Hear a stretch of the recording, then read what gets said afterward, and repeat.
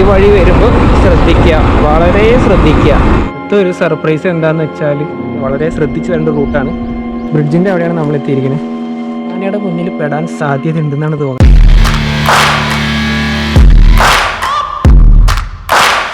ഇന്നത്തെ വീഡിയോ ഞാൻ കിണ്ണക്കോര എന്നുള്ള സ്ഥലത്ത് പോവാണ്. അതായത് അത് പറഞ്ഞത് തെറ്റിയതാണ് കേട്ടോ, കിണ്ണക്കോരയാണ്. നട്ടുച്ചയ്ക്ക് പോലും സൂര്യൻ ഉദിക്കാത്ത ഒരു ഗ്രാമം, അങ്ങനെയാണ് ഞാൻ കേട്ടത്. നമുക്ക് ശരിയാണെന്ന് നോക്കണമല്ലോ. നമുക്ക് അവിടെ നട്ടുച്ചയ്ക്ക് അവിടെ സൂര്യനെ കാണുന്നുണ്ടോ, ഈ പറഞ്ഞത് ശരിയാണോ എന്ന് നോക്കണമല്ലോ. അപ്പോൾ ആ ഒരു ഗ്രാമത്തിലേക്കാണ് പോകുന്നത്. ഞാൻ അട്ടപ്പാടി വഴിയാണ് പോകുന്നത്. അട്ടപ്പാടി വഴി പോകുമ്പോൾ പ്രത്യേകം ശ്രദ്ധിക്കാനുള്ള ഒരു റൂട്ടുണ്ട്. ഈ ഒരു ഇൻട്രോ പറഞ്ഞതിന് ശേഷം ഞാൻ ആ റൂട്ട് കാണിച്ചിട്ട് വളരെ ശ്രദ്ധിച്ച് വരേണ്ട റൂട്ടാണ്. അങ്ങനെ വലിയ വണ്ടികളോ അല്ലെങ്കിൽ ആളുകളൊന്നും ഇല്ലാത്തത് ചെറിയ റൂട്ടാണ്. കാട്ടിലൂടെ ആനകളുടെ പ്രശ്നങ്ങളൊക്കെ ഉണ്ട്. ഞാനത് റോഡ് ഞാൻ കാണിച്ചു തരാം. അപ്പോൾ ഇപ്പം ഞാൻ കുറച്ച് വീടുകളൊക്കെ സൈഡിൽ കണ്ട് അങ്ങനെ ഇവിടുന്ന് ഇൻട്രോ പറയാമെന്ന് വിചാരിച്ചു. മറ്റേത് ഞാൻ ആ കാട്ടിലൂടെ വരികയായിരുന്നു, അതുകൊണ്ട് ഞാൻ വണ്ടി നിർത്തിയില്ല. അവിടെ നിർത്തുന്നത് അത്ര സേഫ് അല്ല, അതുകൊണ്ട് ഞാൻ അവിടെ വണ്ടി നിർത്തിയില്ല. അപ്പോൾ അവിടെ നിന്ന് കുറച്ചും കൂടി മുന്നോട്ട് വന്നിട്ട് കുറച്ച് വീടുകളും ആളനക്കൊക്കെ ഉള്ള ഒരു ഏരിയയിലെത്തിയപ്പോൾ ഞാനങ്ങനെ സൈഡാക്കിയതാണ്. എന്നിട്ടാണ് ഇൻട്രോ പറയുന്നത്. അപ്പോൾ അട്ടപ്പാടിയിൽ നിന്ന് ആ കളിയൊക്കെ കഴിഞ്ഞ് ഷോളയൂർ പോകുന്നവർ കട്ട് ചെയ്തിട്ട് ഒരു മാപ്പ് വെച്ചിട്ടാണ് വന്നത്. കട്ട് ചെയ്തിട്ട് ചെറിയൊരു റിസ്ക്കുള്ള വഴിയൊക്കെ ഉണ്ട്. ആ വഴിയൊക്കെ കഴിഞ്ഞിട്ട് പിന്നെ ഈ റൂട്ട് 10 കിലോമീറ്ററാണ്. 10 കിലോമീറ്ററാണ് ഈ കാണിക്കുന്നത്. വിജനമായിട്ടുള്ള റോഡാണ്. അപ്പോൾ ഇവിടെ നിന്ന് അങ്ങോട്ടുള്ള നമ്മുടെ കാഴ്ചകൾ എന്തൊക്കെയാണ് നോക്കാം. കിണ്ണക്കോര ചെന്നിട്ട് അവിടുത്തെ കാഴ്ചകൾ എന്തൊക്കെയാണ് എന്നൊക്കെ നമുക്ക് നോക്കി നോക്കാം. ഓക്കെ അല്ലേ? കമാൺ. അടുത്ത ആനപ്പിണ്ടൊക്കെയാണ്.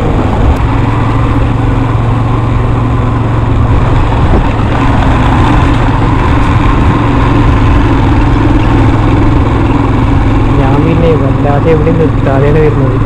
ഈ ഏരിയ കുറച്ച് ഡേഞ്ചറാണ്. ഒരുപാട് സ്ഥലത്ത് ആനപ്പിണ്ടം കിടക്കുന്നുണ്ട്.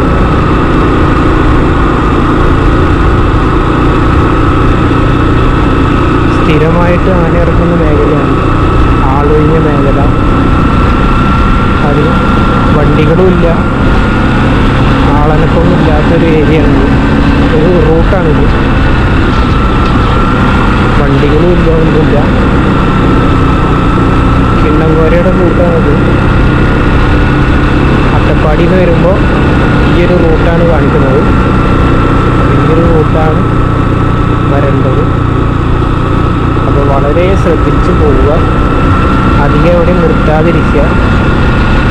ഞാൻ തന്നെ റൂട്ട് കണ്ടപ്പോൾ ഞാൻ തന്നെ അതിശയിച്ചു പോയി. കാരണം ഒരു വണ്ടി പോലും ഇല്ല, ഒരാളനക്കും ഇല്ല. കണ്ടില്ലേ, റോട്ടിലൊക്കെ ആനപ്പിണ്ടാണ്. ഇതെന്താ പശു, കാട്ടുപോത്തോ? ഇതാണ്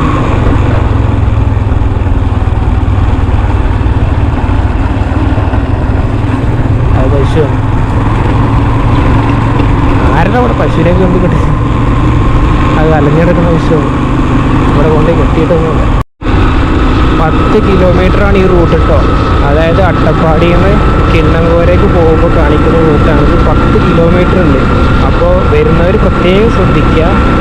അങ്ങനെ ഒരു റൂട്ടാണിത്, വിജനമായ റൂട്ടാണ്.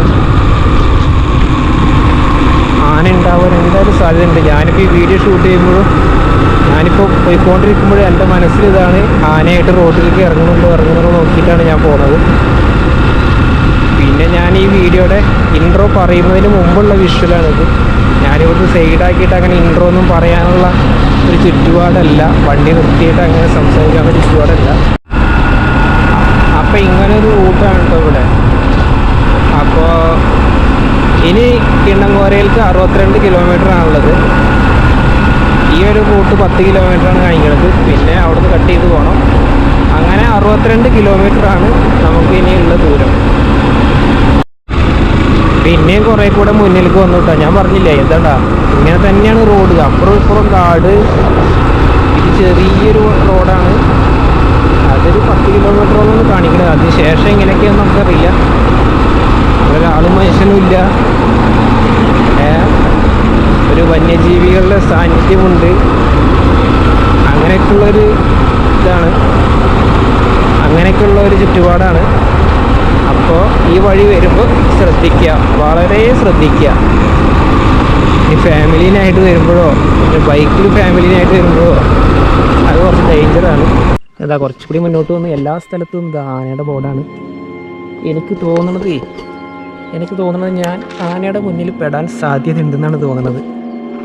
അങ്ങനെ ഒരു മണം വരുന്നുണ്ട്. ഓക്കെ, മുന്നോട്ട് പോവാം. ആ റോഡ് അങ്ങനെ വന്ന് ഒരു മെയിൻ റോഡിലേക്ക് വന്നിട്ടാണ്. മെയിൻ റോഡിലേക്ക് കയറിയപ്പോൾ തന്നെ ഒരു ബ്രിഡ്ജാണ് കാണുന്നത്. ആ ബ്രിഡ്ജിൻ്റെ വെള്ളമൊക്കെ ഉണ്ട്. കുഴപ്പമില്ലാതെ വെള്ളമൊക്കെ ഉണ്ട്. അപ്പോൾ അങ്ങനെ ഒരു ബ്രിഡ്ജിൻ്റെ അവിടെയാണ് നമ്മൾ എത്തിയിരിക്കുന്നത്. നമ്മളല്ല, ഞാൻ. അല്ല, കുഴപ്പമില്ലാതെ വെള്ളമൊക്കെ ഉണ്ട്. ഇനിതാ ആ റോഡാണ് പോകേണ്ടത്. ഓക്കെ, അങ്ങനെ ആ ബ്രിഡ്ജും കഴിഞ്ഞ് ഒരു മാന്നാർ എന്നുള്ളൊരു ചെറിയൊരു ടൗണും കുറച്ച് വീടുകളൊക്കെ ആയിട്ട്, ടൗൺ എന്ന് പറയാൻ പറ്റില്ല. അതും കഴിഞ്ഞ് മുള്ളി ചെക്ക് പോസ്റ്റ് കഴിഞ്ഞ് നമ്മൾ അതിനുള്ളിൽ കടന്നിരിക്കുന്നത്. ഫുള്ള് ഫോറസ്റ്റ് ഏരിയ തന്നെയാണ്. ഇവിടുന്ന് ഒരു 21 കിലോമീറ്ററാണ് കാണിക്കുന്നത്. ഈ ഒരു റൂട്ട് 21 കിലോമീറ്റർ, അതിനുശേഷം ബാക്കിയുള്ള ദൂരം മൊത്തം 57-56 കിലോമീറ്ററാണ് ഇപ്പോൾ കാണിക്കുന്നത്. ഓക്കെ, അപ്പോൾ ഇത് 21 കിലോമീറ്റർ യാത്ര. ഇതും ഇങ്ങനെ തന്നെയാണ് റൂട്ട് ഇട്ടാൽ. ഇടയ്ക്ക് ഒരു വണ്ടികൾ വന്നാലായി. വണ്ടികൾ കുറവുള്ള റൂട്ട് തന്നെയാണ്.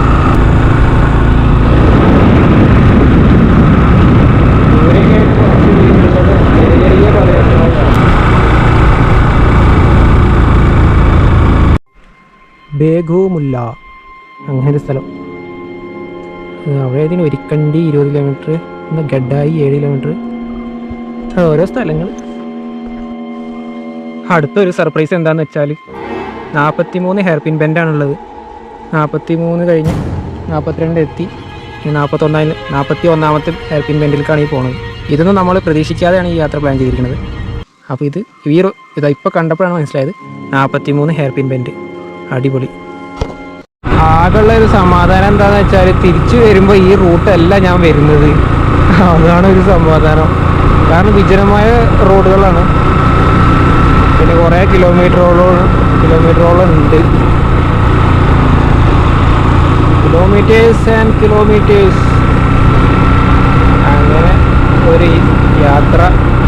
ഇപ്പം ഞാനങ്ങനെ വന്ന് അവിടെ ഒരു ചെക്ക് പോസ്റ്റ് ഉണ്ടായിരുന്നു. ചെക്ക് പോസ്റ്റിൻ്റെ അവിടെ ചെക്കിങ് ഉണ്ടായിരുന്നു. നമ്മുടെ ബാഗൊക്കെ ചെക്ക് ചെയ്യും. പിന്നെ വണ്ടിയുടെ പേപ്പറും കാര്യങ്ങളൊക്കെ കറക്റ്റ് ആയിരിക്കണം.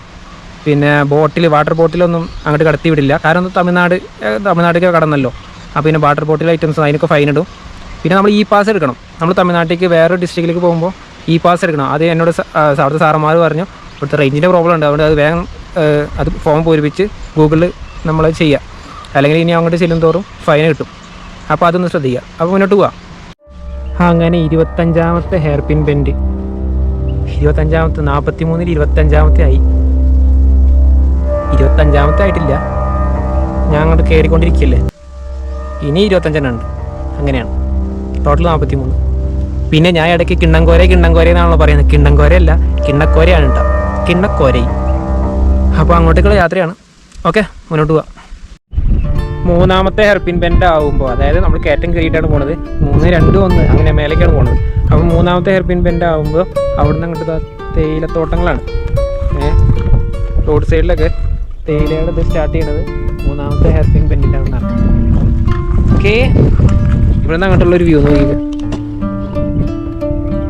വലിയൊരു താഴ്ചയാണ്. ഞാൻ കയറി വന്നത് ആ റൂട്ടിൽ നിന്നാണ്. പിന്നെ ആ റോഡിനാണ് പോകേണ്ടത്.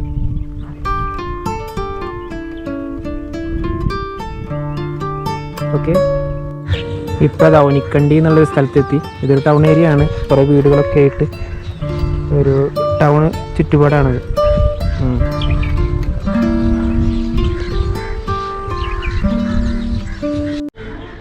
ഞാനങ്ങനെ അവിടുന്ന് വന്ന് മഞ്ചൂർ എന്നുള്ളൊരു ടൗണിലെത്തിയിരിക്കുകയാണ്. അപ്പോൾ ഇവിടെ നിന്ന് സ്റ്റേ ചെയ്യണം. കാരണം എന്താണെന്ന് വെച്ചാൽ ഇവിടുന്ന് 25 കിലോമീറ്റർ ഉള്ളൂ. പക്ഷേ ഇവിടുന്ന് പോകുമ്പോൾ നല്ല മഞ്ഞുണ്ടാവും. അതുകൊണ്ട് കുറച്ച് ബുദ്ധിമുട്ടാണ് യാത്ര. അപ്പോൾ ഇവിടെ നിന്നുള്ളൊരു വ്യൂ കണ്ടില്ലേ, മഞ്ചൂർ ടൗണിൽ നിന്നുള്ള ഒരു വ്യൂ ആണിത്. ഇത് വലിയൊരു ടൗണാണിത്. കുറേ ലോഡ്ജും പെട്രോളും മറ്റുള്ള സൗകര്യങ്ങളും കാര്യങ്ങളൊക്കെ ആയിട്ട്, അപ്പോൾ സ്റ്റേ ചെയ്യാനുള്ള സൗകര്യങ്ങളൊക്കെ ആയിട്ടുള്ള ഒരു വലിയൊരു ടൗൺ തന്നെയാണ് മഞ്ചൂർ. അപ്പോൾ തുടർന്നുള്ള യാത്ര രാവിലെ തുടങ്ങാമെന്ന് വിചാരിച്ചു. ഓക്കെ.